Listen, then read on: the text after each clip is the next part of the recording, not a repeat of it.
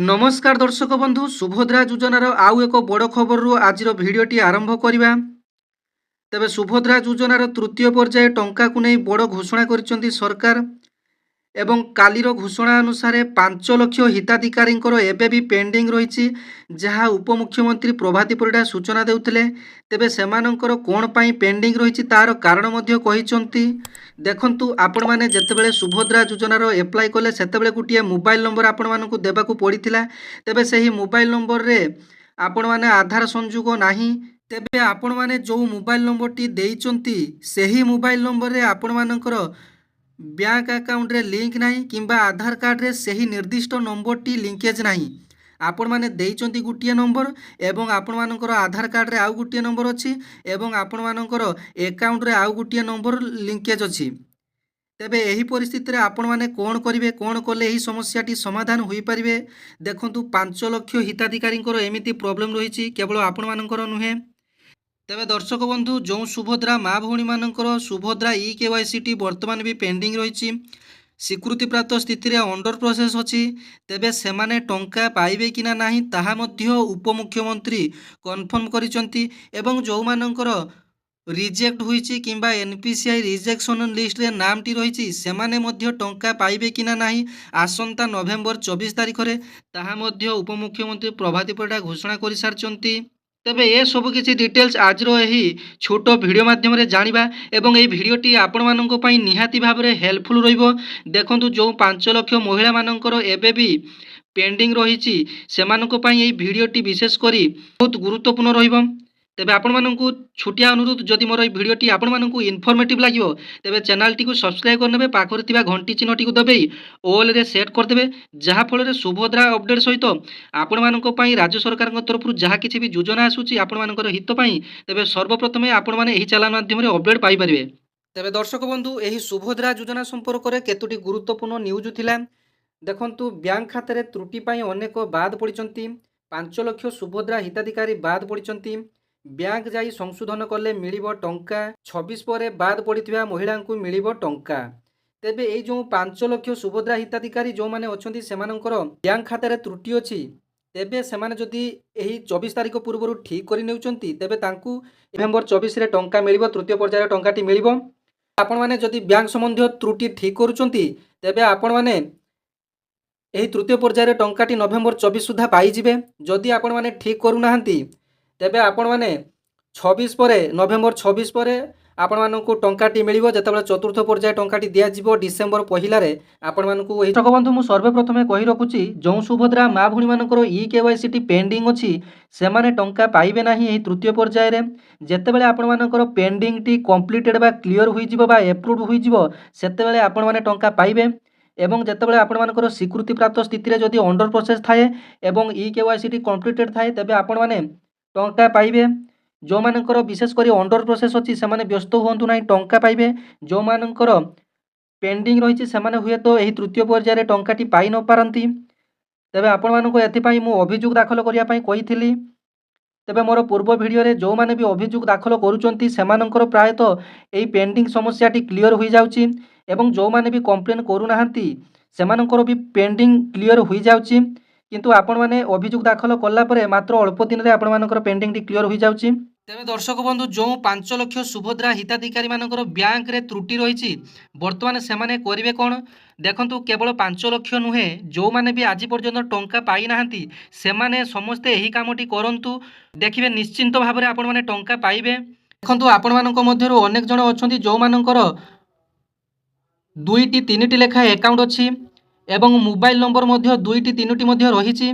तेबे एही परिस्थिति रे आपण माने केवल गुटिए उपाय करी टंका पाई परिबे। एथिपाई आपण मानक केवल निकटस्थ पोस्ट ऑफिस आपण मानक पई साहा भरोसा।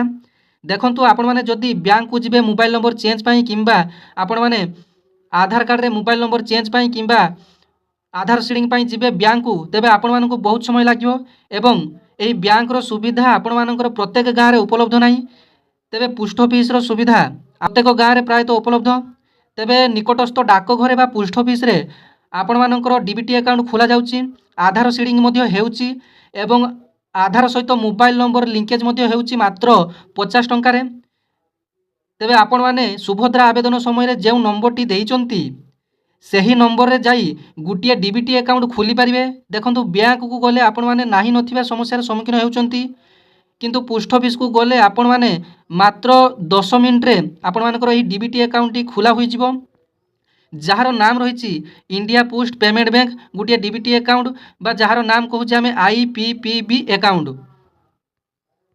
ତେବେ ଦର୍ଶକ ବନ୍ଧୁ, ମୋର ଏହି ଗୋଟିଏ କଥା ଶୁଣି ଆପଣମାନେ ବିରକ୍ତ ହେଉଥିବେ। ମୋର ପ୍ରତ୍ୟେକ ଭିଡ଼ିଓରେ ମୁଁ କହିଛି ପ୍ରାୟତଃ ଏହି IPPB ଆକାଉଣ୍ଟ ଗୋଟିଏ ଖୋଲିବା ପାଇଁ ଦେଖନ୍ତୁ ଆପଣଙ୍କର ଭଲ ପାଇଁ ଆପଣମାନଙ୍କର ଭଲ ପାଇଁ ଏବଂ ଗୋଟିଏ ଭଲ ଇନଫର୍ମେସନ୍ ନେଇ ଓଡ଼ିଶାରେ ଏମିତି ପ୍ରାୟତଃ ଅନେକ ମହିଳା ଅଛନ୍ତି ଯେଉଁମାନଙ୍କୁ ବର୍ତ୍ତମାନ ମୋବାଇଲ ଚଲାଇ ଆସେନି ଏବଂ ବ୍ୟାଙ୍କ ଆକାଉଣ୍ଟରେ କେତେ କ'ଣ ଟଙ୍କା ଅଛି ସେମାନେ ଜାଣିପାରନ୍ତି ନାହିଁ।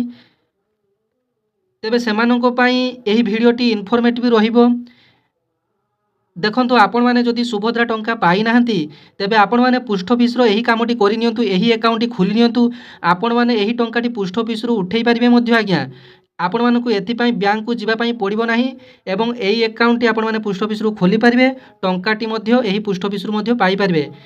ତେବେ ଏହି ଆକାଉଣ୍ଟ ଖୋଲିବା ପାଇଁ ଆପଣମାନଙ୍କୁ ଡକୁମେଣ୍ଟ କହିବାକୁ ଗଲେ ଆଧାର କାର୍ଡ଼ ଏବଂ ଆଧାରରେ ଯେଉଁ ମୋବାଇଲ ନମ୍ବରଟି ସଂଯୋଗ ହୋଇଥିବ ସେହି ମୋବାଇଲ ନମ୍ବରଟି ଆବଶ୍ୟକ ଏବଂ ଗୋଟିଏ 200 ଟଙ୍କା ଆବଶ୍ୟକ ଏହି ଆକାଉଣ୍ଟ ଖୋଲିବା ପାଇଁ। ତେବେ ଯେଉଁ ସୁଭଦ୍ରା ମା ଭଉଣୀମାନଙ୍କର ସୁଭଦ୍ରା ଆବେଦନ ଫର୍ମଟି ରିଜେକ୍ଟ ହୋଇଛି, ପ୍ରାୟ 2,70,000 ମହିଳା ଆବେଦନକାରୀଙ୍କର ସୁଭଦ୍ରା ଫର୍ମଟି ରିଜେକ୍ଟ ହୋଇଛି, ତେବେ ସେମାନଙ୍କୁ ଏହି ତୃତୀୟ ପର୍ଯ୍ୟାୟରେ ଟଙ୍କାଟି ମିଳିବ ନାହିଁ ଆଜ୍ଞା। ଗତକାଲି ଉପମୁଖ୍ୟମନ୍ତ୍ରୀ ପ୍ରଭାତୀ ପରିଡ଼ାଙ୍କ ଘୋଷଣା ଅନୁଯାୟୀ ସେମାନଙ୍କୁ ନଭେମ୍ବର 26 ପରେ ସେମାନଙ୍କ ଘରକୁ ଅଙ୍ଗନବାଡ଼ି ଦିଦି ଭିଜିଟ୍ କରିବେ। ଯେଉଁମାନଙ୍କର ଜମି ଜମା ସମ୍ବନ୍ଧୀୟ କାରଣ ପାଇଁ କଟିଛି ସେମାନଙ୍କ ଘରକୁ RI ତହସିଲଦାର ଭିଜିଟ୍ କରିବେ, ସେମାନଙ୍କର ଜମି ଜମା ସମ୍ବନ୍ଧୀୟ ତଥ୍ୟ ଯାଞ୍ଚ କରିବେ। ଦେଖନ୍ତୁ ଯେଉଁମାନଙ୍କର ଜମି ଜମା କାରଣ ପାଇଁ କାଟିଛି ସେମାନଙ୍କର ସରକାର କୈଫତ ମଧ୍ୟ ଦେଇଛନ୍ତି। ଦେଖନ୍ତୁ ସରକାରଙ୍କ କହିବା କଥା ଅନୁସାରେ ଯେ ଆପଣଙ୍କର ଡାଟାବେସ୍ ଅନୁସାରେ ଆପଣମାନଙ୍କର ମୋବାଇଲ ନମ୍ବରରେ ଯେଉଁ ସୋସାଇଟି ଅଫିସରେ କିଏ ଜଣେ ଆପଣଙ୍କ ନାଁରେ ଖାତା ଖୋଲିଛି କିମ୍ବା ଧାନ ବିକ୍ରି କରୁଛି, ଆପଣଙ୍କର ମୋବାଇଲ ନମ୍ବର ତାଙ୍କ ଆକାଉଣ୍ଟରେ ସଂଯୁକ୍ତ ଅଛି। ତେବେ ଡାଟାବେସ୍ ଅନୁସାରେ ଆପଣଙ୍କର 5 ଏକର ଜମି ନାହିଁ, ଯେହେତୁ ଆପଣମାନଙ୍କର ମୋବାଇଲ ନମ୍ବରଟି ସେଠାରେ ସଂଯୁକ୍ତ ହୋଇଯାଇଛି ଭୁଲବଶତଃ, ତେବେ ଆପଣମାନଙ୍କର ନାଁଟି ସେଠାରେ ଶୋ କରୁଛି 5 ଏକର ଜମି ଅଛି ବୋଲି। ତେବେ ଆପଣମାନଙ୍କ ଘରକୁ ଏଥିପାଇଁ RI ଆସିବେ ଏବଂ ତହସିଲଦାର ମଧ୍ୟ ଆସିପାରନ୍ତି ଭେରିଫାଇ ପାଇଁ, ଏବଂ ଯେଉଁମାନଙ୍କର ଅନ୍ୟାନ୍ୟ କାରଣ ପାଇଁ ସବୁ କାଟିଛି ସେମାନଙ୍କ ଘରକୁ ଅଙ୍ଗନବାଡ଼ି ଦିଦି ଆସିବେ ଭେରିଫାଇ ପାଇଁ। ତେବେ ଯେଉଁମାନଙ୍କର ରିଜେକ୍ଟ ହୋଇଛି ସେମାନେ ସମସ୍ତେ ଚତୁର୍ଥ ପର୍ଯ୍ୟାୟ ଫେଜ୍ରେ ଟଙ୍କାଟି ପାଇବେ। ତେବେ ଡିସେମ୍ବର ପ୍ରଥମ ସପ୍ତାହରେ ଏହି ଚତୁର୍ଥ ପର୍ଯ୍ୟାୟ ଟଙ୍କାଟି ଦିଆଯିବ। ବର୍ତ୍ତମାନ ସବୁଠାରୁ ଗୁରୁତ୍ୱପୂର୍ଣ୍ଣ ସମସ୍ୟାଟି ରହିଛି ଯେଉଁ 5 ଲକ୍ଷ ସୁଭଦ୍ରା ଆବେଦନକାରୀଙ୍କର ଆକାଉଣ୍ଟରେ ତ୍ରୁଟି ରହିଛି, ସେମାନେ ବର୍ତ୍ତମାନ ଆକାଉଣ୍ଟର ତ୍ରୁଟିଟିକୁ ସୁଧାରନ୍ତୁ। ଏବଂ ବର୍ତ୍ତମାନ ପ୍ରତିଦିନ ନୂଆ ନୂଆ ଲିଷ୍ଟ ମଧ୍ୟ ଆସୁଛି। ଆପଣମାନେ ଯଦି ଏହି ଲିଷ୍ଟଟି ଦେଖିବା ପାଇଁ ଚାହୁଁଛନ୍ତି ତେବେ ଆପଣମାନେ ନିଜର ୱାର୍ଡ଼ କାର୍ଯ୍ୟାଳୟ କିମ୍ବା ନିଜର ଗ୍ରାମ ପଞ୍ଚାୟତ କାର୍ଯ୍ୟାଳୟ କିମ୍ବା ବ୍ଲକ ଅଫିସର କାର୍ଯ୍ୟାଳୟକୁ ଭିଜିଟ୍ କରି ଏହି ସୁଭଦ୍ରାର ରିଜେକ୍ଟ ଲିଷ୍ଟକୁ ଆପଣମାନେ ପାଇପାରିବେ। ଯେଉଁମାନେ ରିଜେକ୍ଟ ଲିଷ୍ଟରେ ନାମଟି ପାଇବେ ତେବେ ସେମାନଙ୍କର ବ୍ୟାଙ୍କ ସମ୍ବନ୍ଧୀୟ ପ୍ରୋବ୍ଲେମ୍ ରହିଛି ଏବଂ ଅନ୍ୟାନ୍ୟ କୌଣସି ସମ୍ବନ୍ଧୀୟ ପ୍ରୋବ୍ଲେମ୍ ନାହିଁ। ତେବେ ଆପଣମାନେ ବ୍ୟାଙ୍କ ସମ୍ବନ୍ଧୀୟ ପ୍ରୋବ୍ଲେମଟିକୁ ନିକଟସ୍ଥ ବ୍ୟାଙ୍କକୁ ଯାଇ ଆପଣମାନେ ଠିକ୍ କରିନେବେ। ତେବେ ଏହି ସୁଭଦ୍ରା ହିତାଧିକାରୀ ବା ସୁଭଦ୍ରା ମା ଭଉଣୀମାନଙ୍କ ନିମନ୍ତେ ପ୍ରତିଦିନ ଖବରକାଗଜ ପୃଷ୍ଠାରେ ଏହି ସୁଭଦ୍ରା ସମ୍ପର୍କିତ ସଚେତନତା ବିଜ୍ଞାପନ ଆସୁଛି, ଯେଉଁଥିରେ ଲେଖାଯାଉଛି ସୁଭଦ୍ରା ଅଧୀନରେ ପଞ୍ଜୀକୃତ ଆବେଦନକାରୀମାନଙ୍କ ମଧ୍ୟରୁ ଯେଉଁମାନଙ୍କର ବ୍ୟାଙ୍କ ଆକାଉଣ୍ଟ ସମ୍ବନ୍ଧୀୟ ସମସ୍ୟା ଯଥା ଆଧାର ସଂଯୋଗୀକରଣ ନ ହେବା, ଆଧାର ଅଚଳ ହେବା। ଦେଖନ୍ତୁ ବହୁ ଜଣଙ୍କର ଆଧାର ଅପଡେଟ୍ ମଧ୍ୟ 10-15 ବର୍ଷ ତଳେ ଆଧାରଟି କରିଥିବେ, ବର୍ତ୍ତମାନ ଆଧାର କାର୍ଡ଼ରେ EKYC କିମ୍ବା ବାୟୋମେଟ୍ରିକ୍ର ସଂଶୋଧନ ହେବା ଆବଶ୍ୟକ, ଫଟୋଟି ଚେଞ୍ଜ ହେବା ଆବଶ୍ୟକ ଏବଂ କାହାର ମଧ୍ୟ EKYC ହେବା ଆବଶ୍ୟକ ଏବଂ ବ୍ୟାଙ୍କ ଆକାଉଣ୍ଟରେ ମଧ୍ୟ EKYC ବା ଆଧାର ସିଡିଂ ହେବା ଆବଶ୍ୟକ, ଆଧାର କାର୍ଡ଼ରେ ମୋବାଇଲ ନମ୍ବର ସଂଯୋଗ ହେବା ମଧ୍ୟ ଆବଶ୍ୟକ। ତେବେ ଏହିଭଳି ସମସ୍ୟା ଥିଲେ ଆପଣମାନେ ତୁରନ୍ତ ଏହି 24 ତାରିଖ ପୂର୍ବରୁ ଏହିସବୁ କରିନିଅନ୍ତୁ, ତେବେ ଯାଇ ଆପଣମାନେ ଟଙ୍କା ପାଇବେ।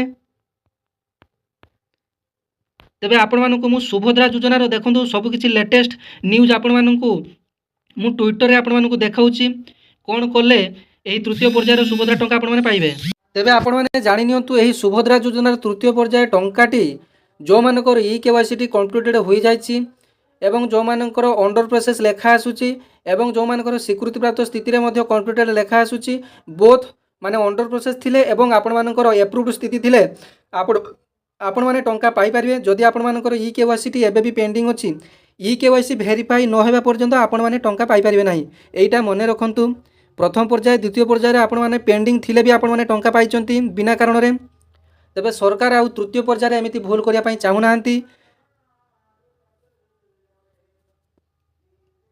ତେବେ ଆଶା କରିବି ଆପଣମାନଙ୍କୁ କମ୍ପ୍ଲିଟ୍ ଇନଫର୍ମେସନ୍ ମୁଁ ଦେଇସାରିଛି ଏବଂ ଆପଣମାନେ ପୋଷ୍ଟ ଅଫିସରୁ ଗୋଟିଏ ଏହି ଆକାଉଣ୍ଟ ଖୋଲି ନେବେ। ଦେଖନ୍ତୁ ଆପଣମାନଙ୍କର ମୋବାଇଲ ନମ୍ବର ସହିତ ଆଧାର କାର୍ଡ଼ ବି ସଂଯୋଗ ସେହି ନମ୍ବରରେ ହୋଇଥିବା ଆବଶ୍ୟକ ଏବଂ ବ୍ୟାଙ୍କର ଆକାଉଣ୍ଟ ବି ସେହି ନମ୍ବର ସହିତ ହୋଇଥିବା ଆବଶ୍ୟକ। ତେବେ ଆପଣମାନେ ଯାଇ ଟଙ୍କା ପାଇବେ। ନଚେତ୍ ଆପଣମାନେ ଦେଇଥିବେ ଗୋଟିଏ ନମ୍ବର ଏବଂ ଆପଣମାନେ ଆକାଉଣ୍ଟରେ ଅଲଗା ନମ୍ବର ସଂଯୁକ୍ତ ଥିବ, ଆଧାର କାର୍ଡ଼ରେ ଅଲଗା ନମ୍ବର ସଂଯୁକ୍ତ ଥିବ, ତେବେ ଆପଣମାନେ ଟଙ୍କା ପାଇପାରିବେ ନାହିଁ। ତେବେ ভিডিওটি যদি ଆପଣମାନଙ୍କୁ ইনফরমেটিভ ଲାଗିବ ତେବେ ଚ୍ୟାନେଲଟିକୁ ସବସ୍କ୍ରାଇବ୍ କରିନେବେ, ପାଖରେ ଥିବା ବେଲ୍ ଆଇକନଟିକୁ ଦବାଇ ଅଲ୍ରେ ସେଟ୍ କରିଦେବେ। ଧନ୍ୟବାଦ। ଜୟ ଜଗନ୍ନାଥ।